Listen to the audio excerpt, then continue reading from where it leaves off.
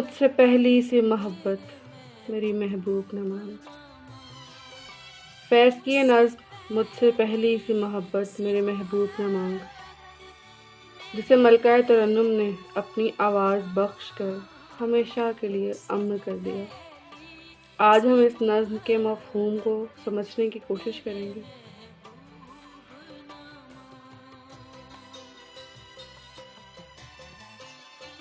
فیض رومانویت اور انقلاب کا حسین امتزاج ہے۔ فیض کی زندگی نے مسلسل ملکی جد و جہد کا مشاہدہ کیا، پہلے قیام پاکستان کے لیے اور پھر حقیقی جمہوریت کے لیے۔ فیض کمیونسٹ نظریے کے حامی تھے اور ملکی حالات پر گہری نظر رکھتے تھے۔ ملک میں جاری ظلم و بربریت، عوام الناس کے حقوق کا استحصال، ناانصافی اور عدم مساوات نے فیض کے دل و دماغ پر کافی گہرے اثرات مرتب کیے تھے، جس کی عکاسی ہمیں فیض کے اشعار میں بھی نظر آتی ہے۔ فیض کے ہاں غالب کا سا رومان اور اقبال جیسے انقلاب کا ایک بھرپور امتزاج پایا جاتا ہے۔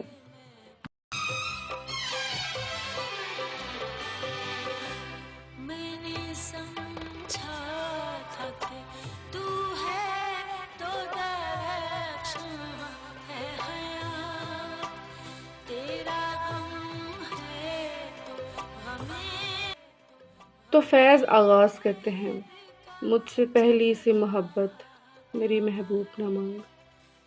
میں یہ سمجھا تھا کہ تو ہے تو درخشاں ہے حیات، تیرا غم ہے تو غم دہر کا جھگڑا کیا ہے، تیری صورت سے ہے عالم میں بہاروں کو ثبات، تیری آنکھوں کے سوا دنیا میں رکھا کیا ہے، تو جو مل جائے تو تقدیر نگوں ہو جائے، یوں نہ تھا میں نے فقط چاہا تھا کہ یوں ہو جائے۔ تو فیض آغاز کرتے ہیں کہ اے میری محبوب، یہاں محبوب مجازی کی بات ہو رہی ہے۔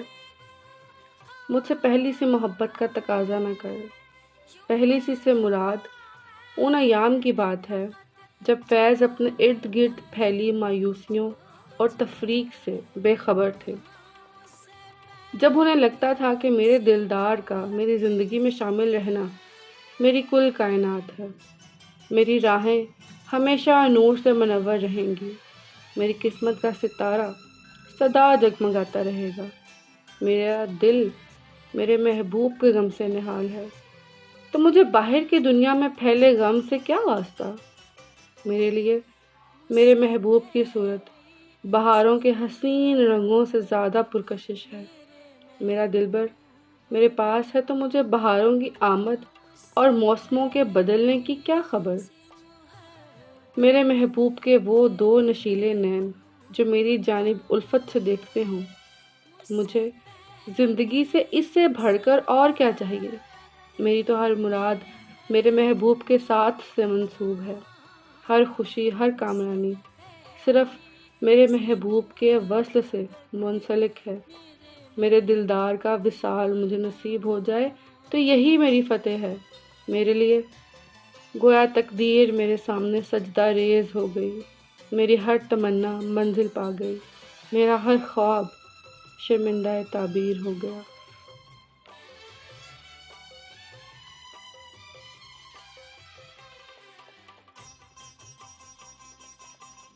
مگر یہ صرف میرے دل کی خواہش تھی، در حقیقت ایسا تھا ہی نہیں۔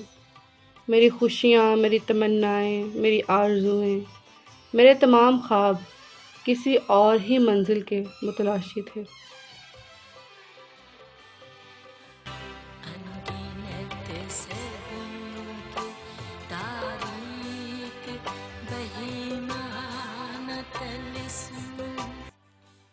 ان گنت صدیوں کے تاریک بہیمانہ طلسم، ریشم و اطلس و کم خواب میں بنوائے ہوئے، جا بجا بکتے ہوئے کوچہ و بازار میں جسم، خاک میں لتھڑے ہوئے، خون میں نہلائے ہوئے جسم، نکلے ہوئے امراض کے تنوروں سے پیپ بہتی ہوئی گلتے ہوئے ناسوروں سے۔ فیض چونکہ سیاسی طور پر بھی سرگرم رہے تو عوام و خاص کو خاصے قریب سے دیکھا کرتے تھے۔ فیض کا دل اپنے ارد گرد پھیلی مایوسی کے اندھیروں کو دیکھ کر کڑتا تھا۔ فیض کہتے ہیں کہ میں جب اپنے ماحول کی جانب نگاہ دوڑاتا ہوں تو دیکھتا ہوں کہ میرے معاشرے میں تو صدیوں سے ظلم کی رات کا بسیرا ہے۔ امید تو کی تھی کہ 47 میں جب وطن آزاد ہو گیا تھا تو ظلم کی یہ رات بھی ڈھل جائے گی، نئی امنگوں کا اجلا دن نمودار ہوگا، مگر حقیقت تو یہ ہے کہ ظلم اور ناانصافی کے اندھیرے پہلے جہاں غیروں کے برسر اقتدار ہونے سے تھے، وہاں اب اپنوں کے سر پر ہوتے یہ اندھیرے مزید گہرے ہوتے جا رہے ہیں۔ اپنے گھر کا چولہا جلانے کے لیے جہاں کئی عورتوں کو اپنا بدن بازار میں بکاؤ مال کے طور پر پیش کرنا پڑتا ہے، وہاں ننھے بچے جن کے چہروں پر معصومیت روشن ہوتی ہے، وہ اپنے نازک بدن، کمزور وجود اور ناتواں کندھوں پر اپنے گھر کا بوجھ اٹھائے ہوئے ہوتے ہیں۔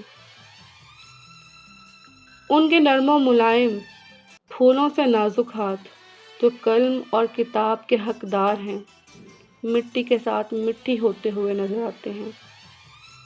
میرے 400 پھیلی قتل و غارت، ظلم و بربریت، ناانصافی نے خوبصورت اور معصوم چہروں کو خوفزدہ کر رکھا ہے۔ مجھے اپنے چاروں جانب خون کی جنگ ہوتی دکھائی دے رہی ہے۔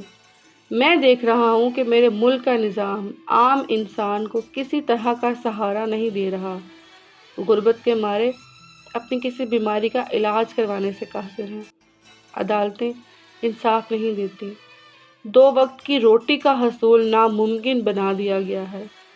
یہ نظام ایک ناسور بن گیا ہے جس کو جڑ سے ختم کیے بغیر کسی قسم کی اصلاح ممکن نہیں۔ لوٹ جاتی ہے ادھر کو بھی نظر کیا کیجیے، اب بھی دلکش ہے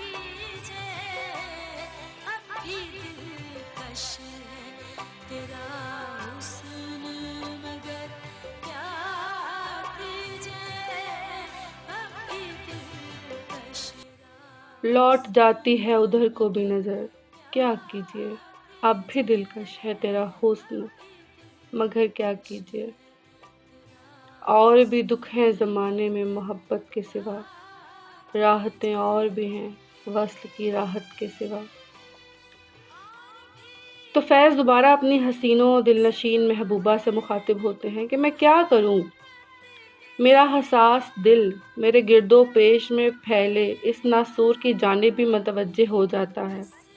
مجھے انکار نہیں کہ تو آج بھی اتنی ہی خوبصورت، اتنی ہی دلنشین، اتنی ہی جاذب نظر ہے کہ کوئی بھی اس روپ کے سمندر میں غوطہ لگائے تو ڈوب جائے، مگر میں نے اب یہ جان لیا ہے کہ محبت کے روگ سے بڑھ کر لوگوں کو اور بھی روگ ہیں جن کا مداوع کرنا بطور ایک ذمہ دار انسان میری ذمہ داری ہے، اور اب میرا مقصد حیات اس ذمہ داری کو نبھانا ہے کہ مجھے احساس ہوا ہے کہ وصل کی خوشی سے بڑھ کر انسان کو خدمت خلق میں سکون، خوشی اور راحت نصیب ہوتی ہے۔ اس لیے اے میری محبوب، تو مجھ سے اب پہلی سی اس محبت کا تقاضا نہ کر جب میں ہر دم تم پر نثار ہونے کے لیے آمادہ رہتا تھا۔ اس نظم سے ہم سب کے لیے، آج کے پڑھنے والوں کے لیے، آج کے پڑھانے والوں کے لیے بہت سے پیغامات ہیں۔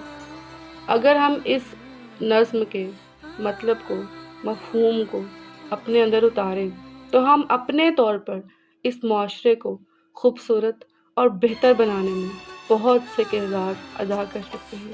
بہت شکریہ۔